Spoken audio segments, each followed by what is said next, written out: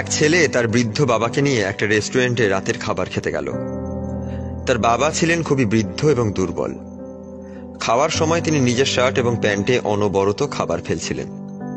সেখানে খেতে আসা অন্যান্য লোকজন যখন তার দিকে বিরক্ত নিয়ে তাকাচ্ছিল, তখন বৃদ্ধ লোকটির ছেলে শান্তভাবে খাবার খাচ্ছিল। বাবার খাবার শেষ হলে ছেলেটা বিন্দুমাত্র লজ্জা না পেয়ে তাকে নিয়ে ওয়াশরুমের দিকে গেল। সে বাবার জামায় লেগে থাকা খাবার মুছে দিল, চুল ঠিক করে দিল এবং চশমাটা ঠিকমতো পরিয়ে দিল। যখন তারা বেরিয়ে এলো, পুরো রেস্টুরেন্ট একদম নীরব হয়ে গেল। তারা কেউ হজম করতে পারছে না। এভাবে কেউ তাদের হতবুদ্ধ করে দেবে? ছেলেটা বিল পরিশোধ করে বাবাকে নিয়ে বেরিয়ে যাচ্ছিল। এমন সময় এক বৃদ্ধ উঠে এসে ছেলেটিকে জিজ্ঞেস করে, তুমি কি কিছু রেখে যাচ্ছ বাবা? ছেলেটি বলল, না স্যার। লোকটি বললেন, অবশ্যই রেখে যাচ্ছ। একজন ছেলের জন্য একটা শিক্ষা এবং একজন বাবার জন্য একটা আশা। বাবা মা আমাদের এই পৃথিবীর আলো দেখিয়েছেন। যখন হাঁটতে জানতাম না, হাঁটতে শিখিয়েছেন। যখন খেতে জানতাম না, খেতে শিখিয়েছেন। পরম যত্নে বড় করেছেন। তারা আমাদের হাজারো আবদার হাসি মুখে পূরণ করেছেন। বয়স বাড়ার সাথে সাথে তারাও ছোট্ট শিশুর মতো আচরণ করেন। খেতে গেলে খাবার ফেলে দেন। তাদের এমন আচরণে অনেক সন্তান বিরক্ত হন।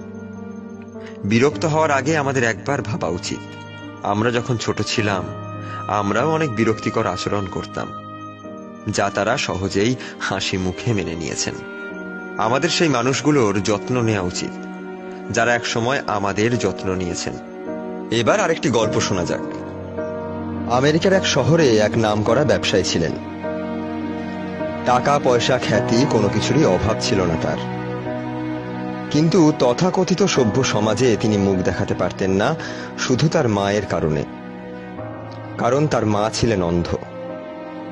মায়ের মুখে ছিল আগুনে পোড়া দাগ, আর মাথায় কোনো চুল ছিল না। তাই সভ্য নামক অসভ্য সমাজে নিজের মান সম্মান বজায় রাখার জন্য মাকে বাসা থেকে তাড়িয়ে দিলেন। বেচারি অন্ধ মা কেঁদে কেঁদে রাস্তায় রাস্তায় ঘুরে বেড়াচ্ছিলেন। হঠাৎ দুর্ভাগ্যবশত একটি গাড়িতে ধাক্কা লেগে বৃদ্ধা মা মারা গেলেন। মায়ের মৃত্যুর খবর শুনে ছেলে খুব একটা কষ্ট পেলেন না। মনে মনে ভাবলেন, আপদ বিদায় হয়েছে। কিছুদিন পর ওই ব্যক্তি কোনো একটি ডকুমেন্ট খুঁজতে খুঁজতে মায়ের ঘরে মায়ের লেখা একটি ডায়েরি পেলেন। ডায়েরিতে লেখা ছিল, 5/12/1980, আজ আমি সুন্দরী মিস আমেরিকা হয়েছি। 2/5/1983, আজ আমি গর্ভপাত করাইনি বলে আমার স্বামী আমাকে ছেড়ে চলে গেছেন। 7/3/1985, আজ আমার বাড়িতে আগুন লেগেছিল। আমি বাইরে ছিলাম, আর আমার কলিজার টুকরো ছেলে বাড়ির ভেতরে ছিল।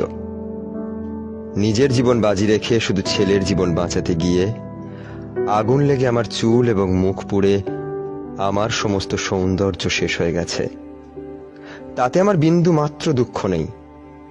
তবুও আমার কলিজার টুকরো ছেলের চোখ দুটো আমি বাঁচাতে পারিনি। 7/15/1985, আজ আমার নিজের চোখ দুটো আমার ছেলেকে দিতে যাচ্ছি, যাতে সুন্দর পৃথিবী সে প্রাণ ভরে অবলোকন করতে পারে। আমি তো অনেক দেখেছি, আমার চোখে না হয় আমার ছেলে পৃথিবীটা দেখুক, এতেই আমার শান্তি। The end of my life diary. ডায়েরিটি পড়ে ছেলে পাগলের মতো অঝোর ধারায় কাঁদতে আরম্ভ করল। যারা মা বাবাকে অবজ্ঞা করেন তারা পৃথিবীতেই নরক যন্ত্রণা ভোগ করেন।